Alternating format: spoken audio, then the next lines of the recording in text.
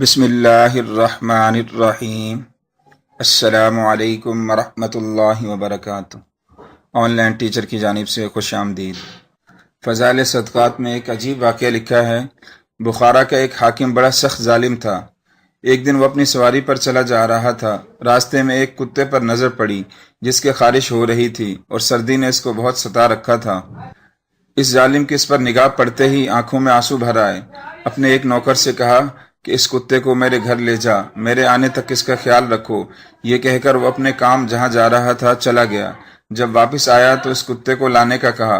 گھر کے ایک کونے میں اس کو بندھوا دیا، اس کے سامنے ٹکڑا ڈالا، پانی رکھوایا اور اس کے بدن پر تیل ملوا کر ایک کپڑے کی جھول اس کے اوپر ڈلوائی اور اس کے قریب آگ رکھوائی تاکہ اس کی گرمی سے اس پر سے سردی کا اثر زائل ہو جائے۔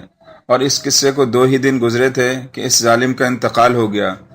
ایک بزرگ نے جو اس کے مظالم اور اس کی جہالت سے خوب واقف تھے اس کو خواب میں دیکھا۔